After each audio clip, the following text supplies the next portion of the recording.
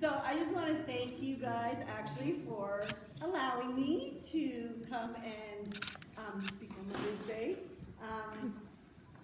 I am by no means qualified to speak for Mother's Day, but I thank you for allowing me to. So I just want to open in prayer. So Father, we just thank you. God, I just thank you for your greatness. God, I just thank you for how awesome you are. Father, as I come today to honor my mom and all the moms here today, I just thank you for the opportunity, and I just want to be an open vessel, God, that you would just pour into me whatever it is that you want me to pour out. So Father, I just thank you for that. So I just pray that you will just be with this service and take away my nerves, because I'm nervous. Father, I just thank you, and I praise you, and I love you. In Jesus' name, amen. So I forgot that I needed to use this, but I don't know how to turn it on or... There? There you are. There it is. Okay, can we turn me down a little bit? Thank you. I just don't need all the victim hearing me. So I just want to talk about my mom, and I want to honor my mom. And I have notes, even though it's my life, I just need notes. So when I was young, I just always thought of my mom as just my mom. Nothing special and no one special, just my mom. And she was always the one that would just make sure that I always did what I was supposed to do, and she made the rules. Well, my dad kind of made the rules, but she made sure I followed them, and mostly for my own protection. But now I think so much more about my mom, and it took a lot of years to grow up and a lot of maturity and to really know what a mom does, to really appreciate my mom. And my mom, she is my strength. She was my encourager. She's my confidant. She makes me laugh. She protects me. She is my gift, and she is my hero. I know we're not supposed to have heroes, but my mom is my hero. Most moms say that their children are a true blessing to them, that they are why they get up in the morning. And my mom is a true blessing to me. I believe that when moms say that God gave them their children as a gift to them, I believe that God gave me my mom as a gift to me. And I think that we always just think that, you know, it's a one-way street, that moms say, well, you are a gift to me. But I think that God has the perfect match, that he not only gave moms their children, but gave their children their moms. And I know that some kids just think that they don't get along with their moms are not their best friends, and they think that I wish I had a different mom. I remember thinking once that, oh, I wish my aunt was my mom. She's really cool, and she's got a pool. and so, but I just think that we have to also believe that our moms are a gift to us. So I always, again, just thought that my mom was the rule enforcer. She was the meal provider. She was the one that handed out all the chores. And I think that a lot of kids just think that their moms are out to ruin their lives. Like, why would my mother do that? Why would she make me do this? And why wouldn't she let me dress like the way I want to and wear the makeup that I want to? And why doesn't she let me date who I want to? And why doesn't she let me? And why doesn't she? And it's not like moms get up every morning to think, how can I really mess up my child's life today? It's not like that. Anything that moms do, I have learned through experience that they do out of love of their child and to protect their child and to do what's right from them, because they've got more experience than children do. And as a teenager, I think that teenagers just think that you don't know anything, Mom. Well, Mom does know a lot of things. I just saw my mom as a very restrictive mom, but she had restrictions on me to protect me. So my mom, she protected me and my brothers and sisters, and there's 6 of us in my family, from my dad a lot of times. My dad was a huge disciplinarian, and he made the rules, and we all had to obey them, including my mom. And so when my mom would tell us to do things, it was more for our protection, because when my dad was a disciplinarian, we quite often, that whole verse, spare the rod, spoil the child. I was never a spoiled child because my dad never spared the rod. And so my mom would always comfort us after those times. So my mom always instilled in us good values, and no matter how my dad treated us and no matter what he said to us, my mom always said, you love your father. You love your father. And sometimes it was hard to do. Again, in my younger years, but as an adult, I understood. And so, but I always just remember my mom being there for us to comfort us. We didn't have a lot of money when I was growing up, and my mom tried to protect us from that fact. And she would always add extra water to the soup or gravy to the hamburger, and she made sure that we didn't go to bed hungry at night. Can't remember that we were ever really like, oh, I'm so full, but we had food before we went to bed at night. And so my mom made sure of that, and Mom made sure that we had clothes. My mom would make our clothes, and they were cheaper than buying brand new clothes, and they were probably most often the only way that we got new clothes. And even then, they weren't always new, because my mom would make us our clothes from her clothes. I don't know if you guys, I just called them the moo-moos. I don't know, those big long night dresses sort of thing that just very flowy, lots of fabric. Well, my mom made me, and I have a picture of it, not that we're going to see today, a little bikini out of one of her moo-moos. I was only young, but it was, but she would really, really into recycling, and she made us feel important because this was something handmade from her. So, and my mom taught me how to sew. That was one special thing that was with my mom and I, that she would take the time, and I sew now. I know that when we went to Africa, most of my clothes were handmade by myself because my mom took the time to teach me the value of that. So yeah, and like most moms do, my mom made sacrifices. She sacrificed a lot of things, like her own family. She sacrificed her dignity, possible freedom, values, and her own happiness for us kids. My mom, I just can't even imagine this when I think about it, because my mom was 30 years old, and for whatever reason, she lost all of her teeth. She had to get all of her teeth taken out. And we didn't have a lot of money, and we didn't have a dental plan, and my mom went for 3 years with no teeth. And she was 30 years old, and my mom was gorgeous. I mean, lots of people used to tell her that, and she still is, I don't mean was, as in the past, but like she looked like Liz Taylor, and I saw pictures of my mom, in her younger years, and she was beautiful. And I think of being 30 years old and a woman and not having teeth and going without for 3 years.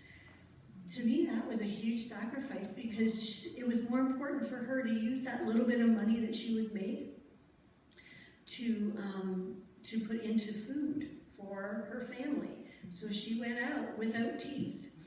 And my mom also, even before us,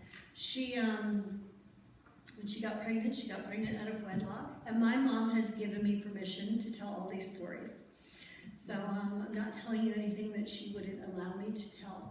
But my mom got pregnant out of wedlock, and back in those days, it was unheard of. And they actually had homes for unwed mothers because it would be so shameful for the family. And when my mom's parents found out that she was pregnant, they told her that she had to go into this home for unwed mothers, that you couldn't be seen on the streets, and that when she had the baby, she had to give the baby up, that she was not going to be a pregnant unwed mother. And if she didn't do that, then they would disown her. My mom would not give up her baby. And so her parents disowned her. And back in those days, there wasn't a lot of support because your parents' friends also felt like you were shameful. They wouldn't help you. And so my mom went through her pregnancy, went through her birth, and not having the support of her parents. And even after she had her daughter, my older sister, they didn't want anything to do with my mom. And my mom raised her daughter with the help of my father. My father never left. But they raised their first child together by themselves. And my mom, being the good mom and the good person that my mom is and having a big heart, my mom would continue to reach out to her parents. And she would go and she would knock on their door and she would see the curtain slide across and then slide back. And when they found out, they saw her standing at the door, they wouldn't answer the door. And when she would phone them on Christmas and Mother's Day and Father's Day, and they would just hang up on her when they heard her voice. So my mom didn't have her parents when she was going through what should have been a very happy time in her life, to be able to have children and to be able to give, her parents grandchildren. She sacrificed the security of her family to be able to have her children. My mom also sacrificed her possible freedom and her values. My mom believes in doing good, and she has good morals and good values. And with the story that I'm about to tell you, might not think so, but she really did. She had the best interest at heart. I remember I was 7 years old, and it was Christmas time, and we got, and like I said, there were 6 of us, and my sisters and we got a doll, and my brothers got a truck, and we got new pajamas and new socks and underwear, and I think like one other item of clothes. And we thought for sure Santa had gotten our letter that year because we were not used to having that kind of lavish of a Christmas where we get one toy. We got necessities and that was all. So we thought that Santa truly had visited our house. And years later, I believe it was when we were sitting around a bonfire, my mom and my sisters and I would go for a camping weekend when we were all adults. And I remember that I found out that my mom had stolen all of those gifts. Because she wanted to give us a good Christmas. She couldn't bear the heartbreak of her children waking up on Christmas morning without anything. So she knew what she was doing. She put her values and her morals aside, and she would go into this one particular store, not all at once, but along the way, and she would just take things, put them away. She knew the risk of possibly getting caught. She knew that the woman that worked in that store saw her and saw her just walk out with things, and she could very easily have been put in prison. But to make us have a good Christmas, she sacrificed her freedom. Now again, being the mom that my mom is, the person that she is, many years later, she had lived with that guilt for so long, and she went back to that store and she made restitution with them. And I remember her telling me that, and I thought, Mom, you didn't have to. You got away with it. And, and it's been like 25 years, but my mom still felt the need that she had to go back to that store and make restitution. My mom also sacrificed her own happiness. My dad was an alcoholic. when we were growing up. It's mostly what we saw in our home. My dad had worked as a mason, bricklaying and stuff, and the bones in the back of his neck were deteriorating. He had 2 steel plates in his knees from all the lifting, and so he was on workman's compensation. And so he stayed at home and he just drank. And that's where most of all of our money went to, was his drinking and his smoking. And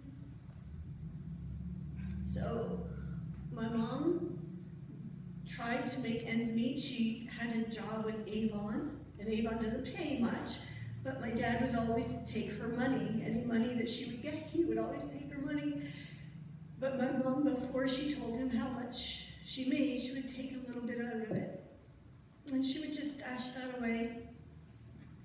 And back in the day, some people might remember those ringer washers that get your finger stuck in and it would stop, and that, you know. Well, my mom saved up. It took her a year, over a year of stashing money away, to save up to get a spin washer.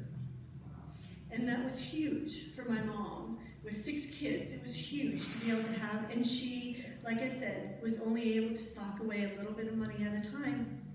Well, when my dad's friends came over, every weekend he would have friends over and they would just be drinking and smoking and playing poker, and my mom would always have to dote on them. She had to make sure that all of their glasses were full and their beers were there, and she'd empty the ashtrays, and she could never go to bed until after they had all left, because then she would have to clean up the mess and empty all the ashtrays and everything. And so one night, it was only a week after she had her washer, her spin washer, my dad lost the poker game, and he lost it big, and he lost my mom's washer, her spinner. And in 1 week of just being able to use it, after saving for a year, she watched it walk out the door. So my mom has made a lot of sacrifices over the years for her family, and I've learned from those sacrifices. One of the personal sacrifices that I just remember my mom doing was that when I was finished high school, I wanted to stay out. I had a job at a pizzeria, and I wanted to stay out of school for a year, and I wanted to make some money to be able to pay to go to college. And my mom would not hear of that. She says, if you don't go now, then you'll just never go, and you'll be stuck in Bancroft your entire life, and I want more for you than that. So at the end of the school year, she made me apply to a college, and that was fine. The whole time, okay, so I was a believer. I've been a believer since 8 years old. So I'm praying to God that, you know, that I not get into the course I chose. I don't even know why I chose the course I did, but I did, and I now know it was divinely appointed. But my mom said that I would have to go. I wasn't going to be able to stay out of school for a year. So I applied for the course, and it was very late in the season, and it was a course that would fill up quickly.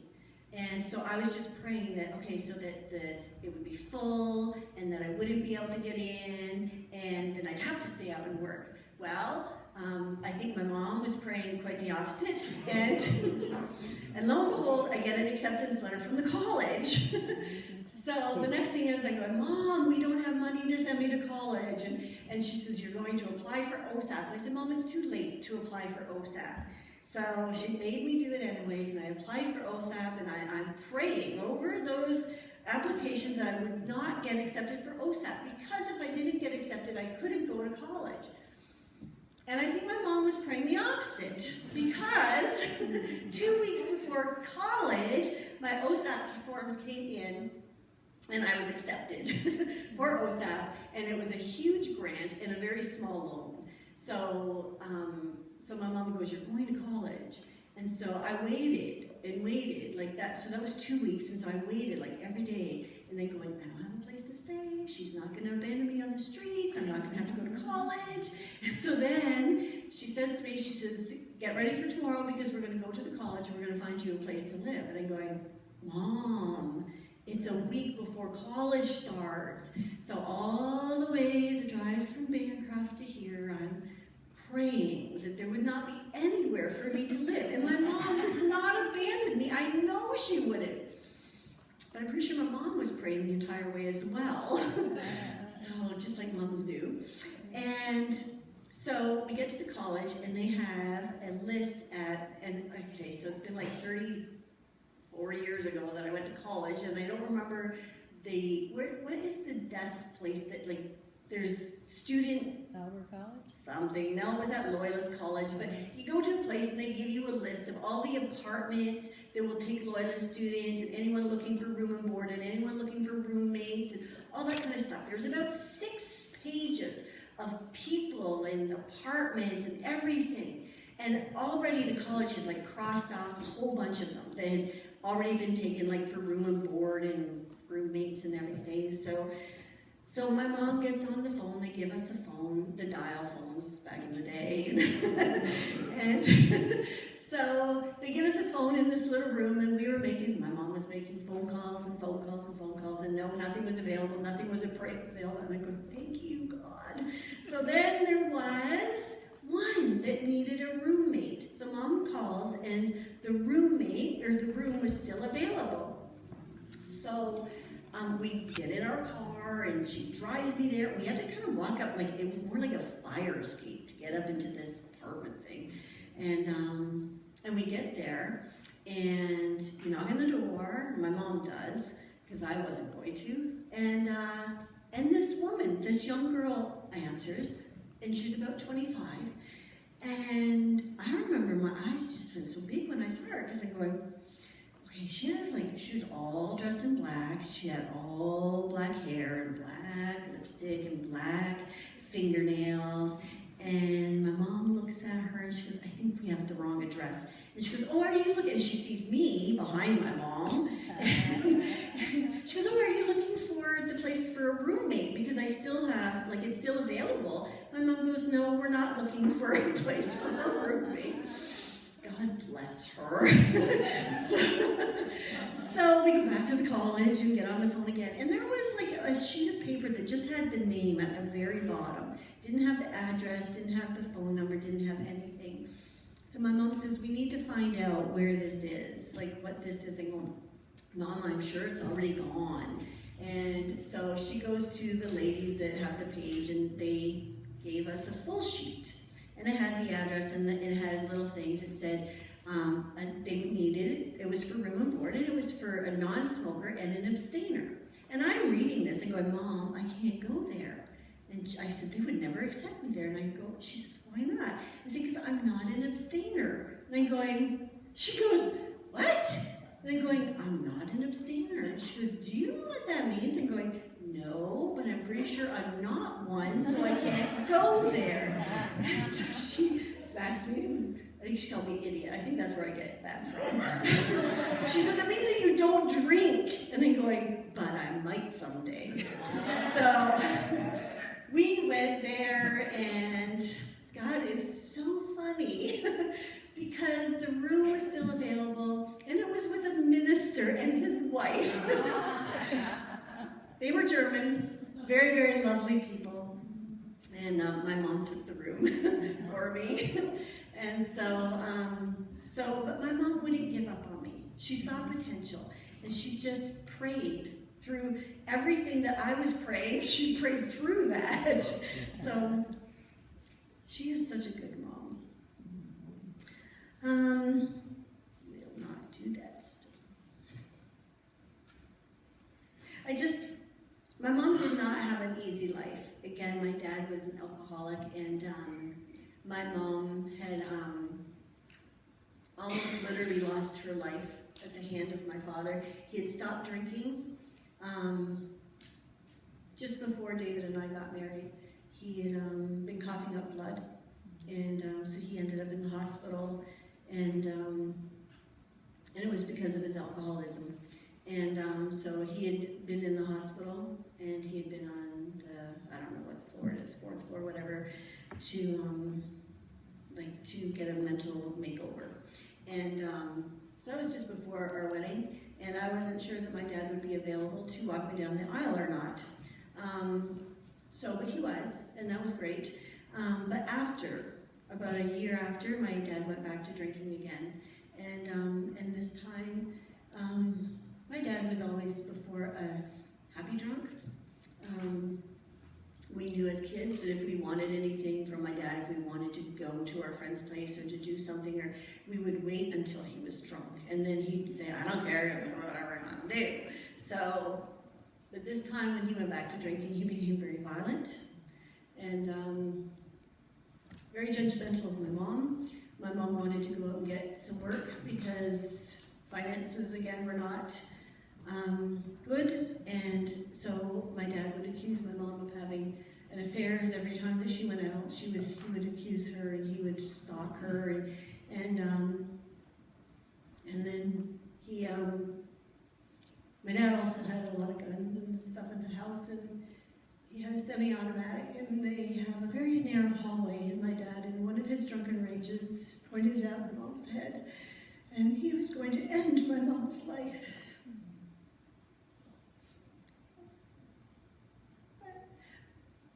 Thanks to God and my mom's thinking in her will, she got out of that situation, and the police came. And anyways, it's not a story about my dad, it's about my mom. And my mom went through a lot with my dad through the years. And she continued to love him, and she continued to instill in us to love our father. And I do. I love my dad. I would not have changed who my dad was or how he brought us up, because I believe that it was partly because of my dad's way he brought us up, is because of the person I am today, along with my mom, the way she raised us as well. And I watched my mom dedicate her entire life to my father, and in the last 9 years of my dad's life, he became very ill and needed total care. So for 9 years of my mother's life, she was his total caregiver. And she was pretty much a prisoner in her own home. Dad, again, because of his ways, he didn't want her going out and seeing people and having friends over. My mom did not have friends because she couldn't have friends. She wasn't allowed to have friends. And so when my mom had to take care of my dad, she only went out just to get his medication renewed and to get groceries that she needed, and that was pretty much it. And my mom, over the years, had come to forgive my dad. In the end, she truly loved him. She truly loved him. I saw my mom change from having to stick with my dad to wanting to be there for him and loving him through. And in the end, my mom called all of us kids and said that if you need to say goodbye to your dad, you need to come now. And after the last of us went and left, my mom sat by my dad's bedside at the house and held his hand and told my dad how much she loved him and how he made her happy, and she thanked him for giving him the wonderful children that they have, and she kissed him and she said goodbye, and it was okay to go. My mom was holding my dad's hand with so much love in her heart for him. And when I think about over the years what she went through, I'm going, Mom, I would have left him a long time ago. I would never let a man treat me like that. I would never stick around with a man who would treat me like that and thought so little of me. And yet my mom did. That's why she's my hero. She has taught me so much. She has taught me how to love unconditionally and how to accept a vow and live that vow through. Whenever anyone would ask me, when I was younger, what I wanted to be when I grew up. I didn't have a lot of big aspirations for myself. I just told everybody I wanted to be a mom because I wanted to be just like my mom. I wanted to have children that I could love, that I could raise up, to love and to be good people, to love God. And I would tell them that I just wanted to be like my mom. That's all I wanted in life. I just wanted to be a mom. That was my dream, to be a mom, a good mom like my mom was. So in 1988, David and I started working on that dream of mine to become a mom. And after 6 very long months of trying to be a mom, I was getting very impatient. So we went to my doctor, or our doctor, and typically doctors will make you wait at least a year of trying before they will do anything. Well, I think the doctor saw the impatience in my eyes and heard it in my heart, and so he did some preliminary tests, and we found out that there was issues with us. Very quickly it became apparent that we were not going to be able to have children easily. And so he referred us to a specialist, and the specialist ran tests, and they did everything that they could do to help us, to make my dream come true. And when all he could do was done, he referred us to another specialist. So over the course of several years of many tests and praying and waiting and medications and praying and waiting and surgeries and praying and waiting and waiting and waiting and everything that was done, it just seemed like, okay, now we gotta wait like 6 months to 9 months to see if, that's gonna work. And I'm going, that's a really long time. So, and I am not a patient person. I'm finding that out. I thought I was. But during that time, I found out that I wasn't a very patient person. So, at the end of all of that, years, our last specialist sent us back to our initial doctor with results that were not going to result for us in having a child. And he told us in his office that he couldn't do anything more medically for us that would be able to help us. And he cried. And David and I walked into his office, and I realized that my dream just became my nightmare. That I was not going to have children. I was not going to have anyone calling me mom. In the course of the next several years, we had friends and family that were having children. David and I are both the second oldest in our family of 6 and his family of 5. So all of our younger siblings, and even my older sister, they were all having children. In the midst of us so desperately wanting to have children. And David was so good to me.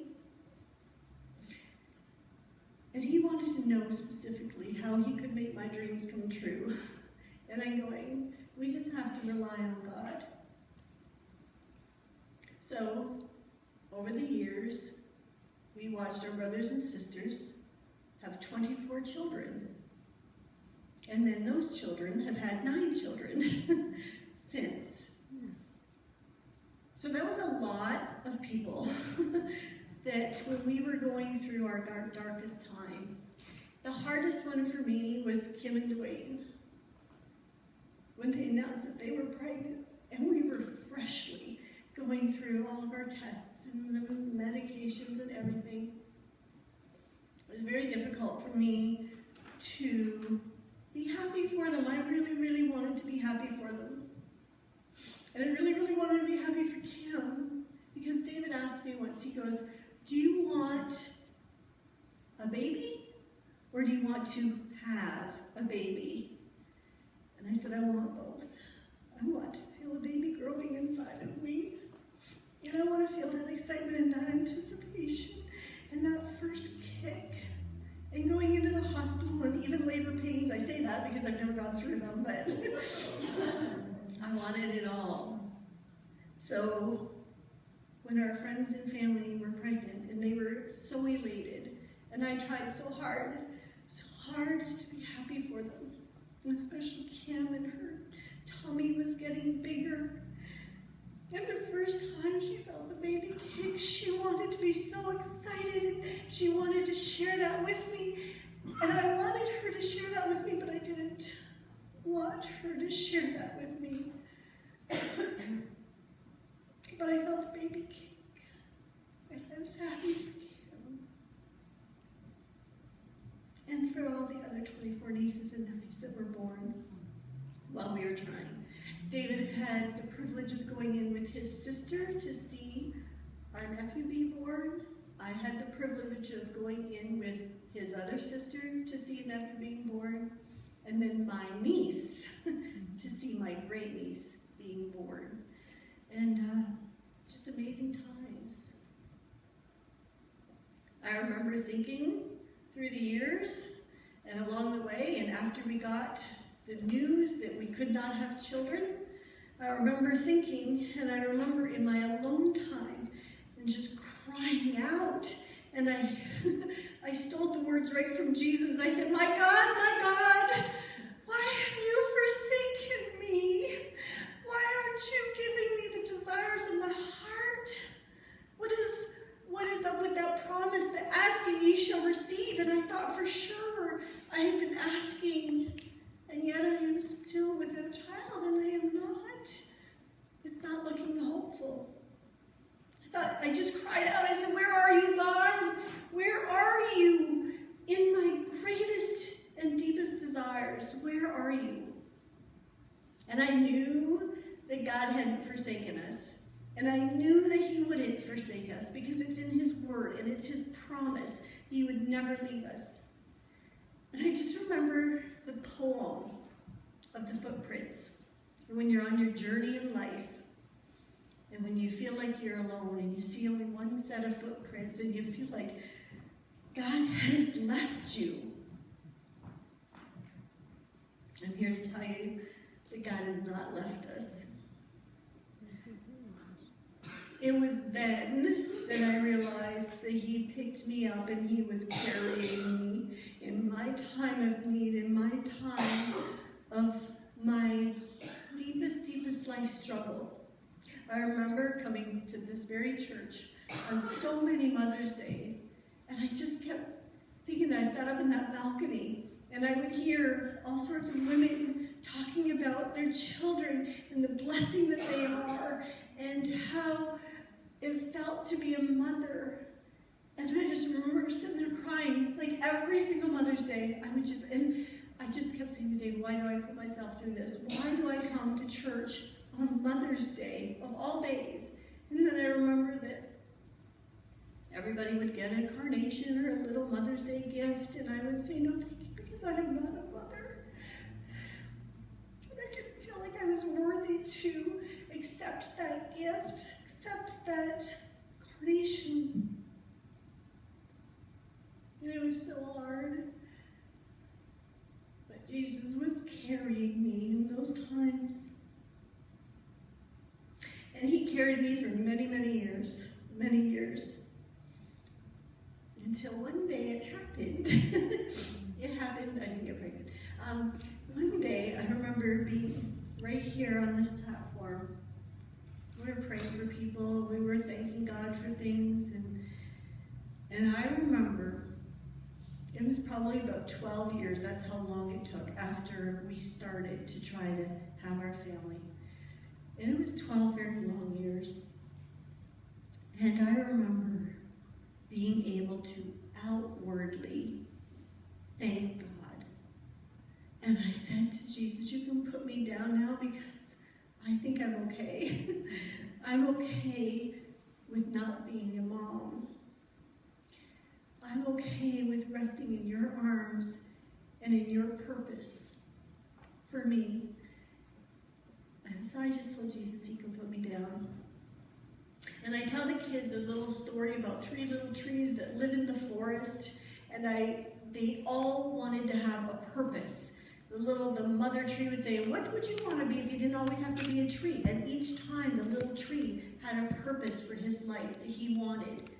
And each time God interceded. And that little tree did not get his heart's desire. But God had a greater plan for that little tree than that little tree could ever have had for himself.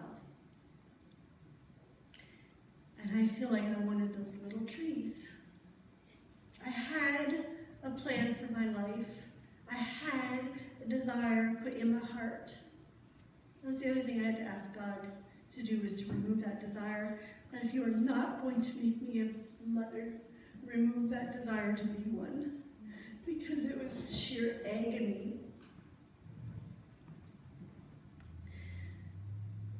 So God had a better plan for my life.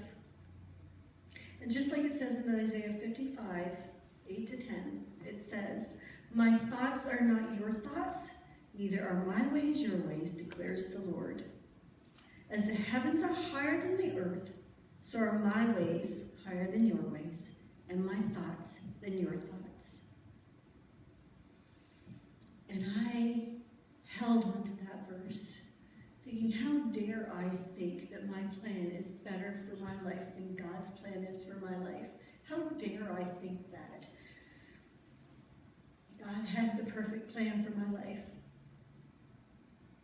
And although I don't have and never will have the title of being a mom, or getting the mug that says #1 mom, or the t-shirt that says world's greatest mom, I can truly say it is well with my soul.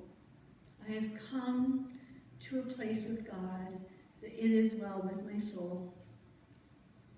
And I will not raise up my own children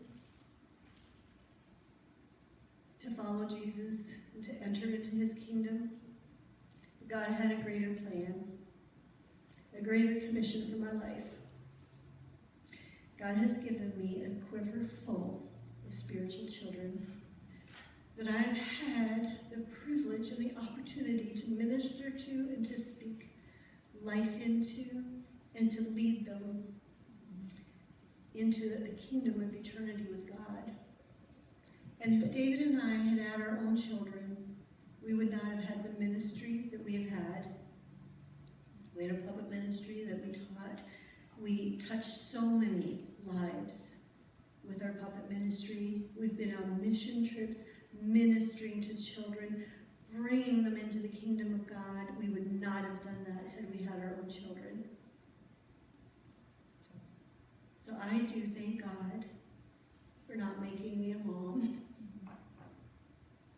But I also want to thank God for giving me a huge family of children that I've had the opportunity to walk alongside with and pour into them and share the love of Jesus with. It's been an honor and a blessing to be able to walk with the children of this church. Even the ones that are all teenagers and in their 20s and growing up, and they're having children of their own. And that makes me feel rather old, but it has been an honor and a privilege. So thank you, church body, for allowing me to be able to be a mom to so many of your children. And there's a little video that I want Greg to pull up and show.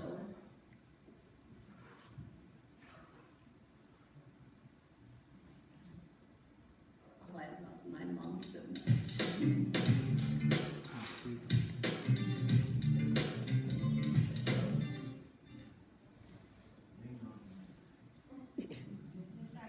Okay.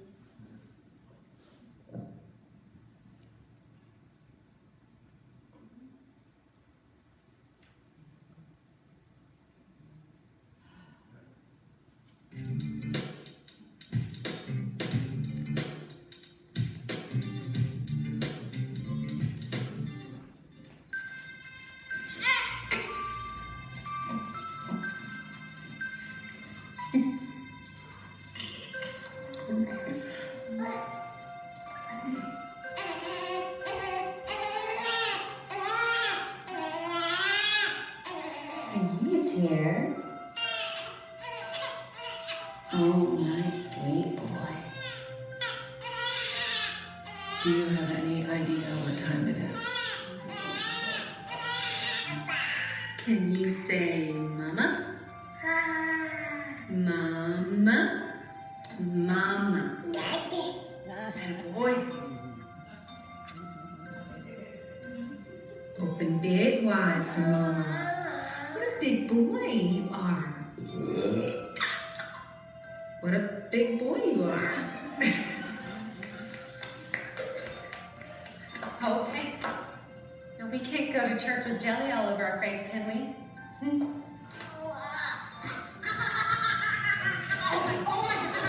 What are you doing with that snake? You go put that snake back in the hole right now.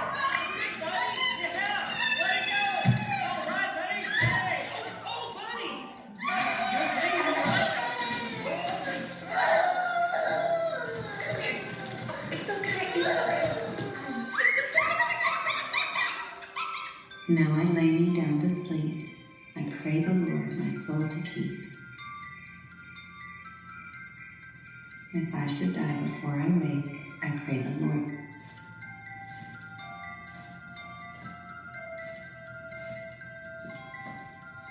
Hey, Mom. Mommy needs just a minute. Please.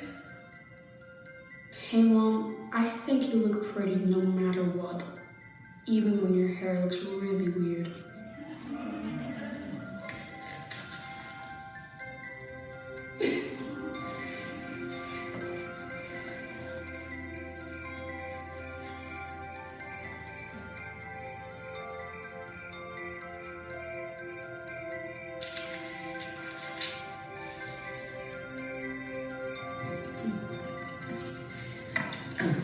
Mom. Go straight there. And come right back.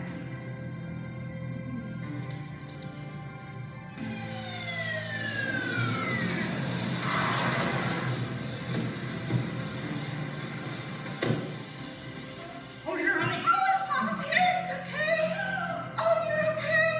Oh, thank you, Laura. Thank you.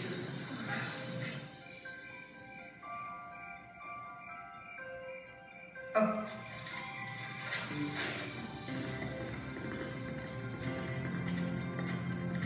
Oh. Mom, stop it. Mom, Dad, I asked Beth to marry me. Well, what'd she say? Welcome to the family. I'm so happy for you. Hey, Mom. Where's that grandbaby? Oh, yes, he is. Oh, yeah, nice to see you too. Oh, it's okay. Oh, it's okay. It's okay. You did great. What's that?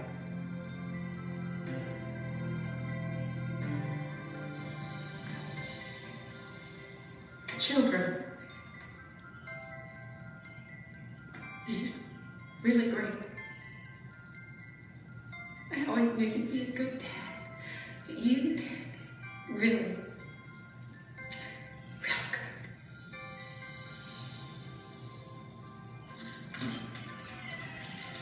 Hey, Mom, what are you doing? Of course you are. Come sit with me.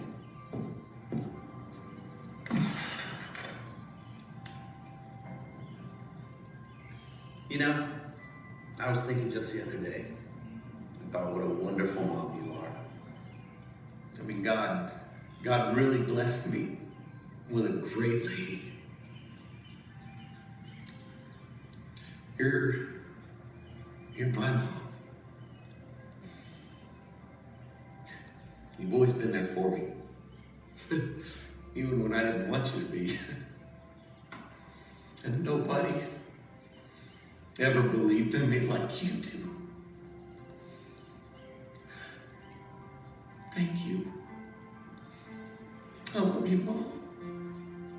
And I love you, son.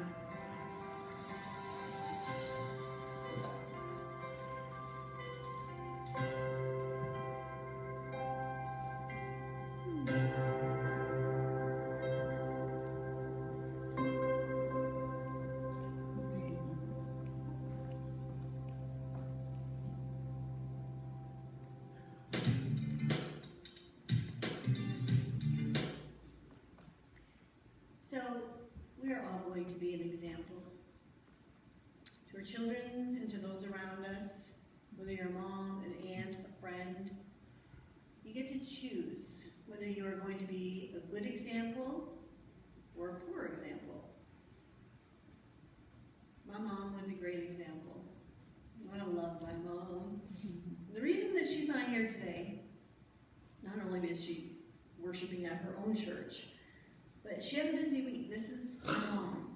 She is 75 years old. She doesn't mind me telling you that. We said it now. And she didn't give me permission to tell you that part. But she's 75 years old. She lives in a seniors building, and she takes all the old people to their appointments. And she went back and forth to Peterborough 3 times this week to take people to appointments. And she leads her Bible study on Wednesdays, and then on Thursdays, she does carpet bowling. So that was a very full week for my mom, and I totally understood why she couldn't be here. And so that's why I'm hoping the tape is going to turn out, because she wanted to be here, but she couldn't be. So I want to send this to her. So I want to thank you guys for being moms, not just to your own children, but to all of us. So many moms in this church that I learned from. You guys are a great example of God's love, and it is such an honor for me to be in the presence of all of you guys. And I just want to thank you for that. You all guys are great moms. Great moms. Several years ago, I sent my mom a song. And I think that every mom walks in the shadow of someone else, whether it be a husband, their children. Moms are always behind the scenes and in the shadows. So when I sent this to my mom, I don't know, probably about 10 or more years ago, I sent this song to her on Mother's Day. And so this song goes out to my mom and all of the moms that are here today, and the aunts, and the grandmas, and the sisters, and the friends that influence a child. So I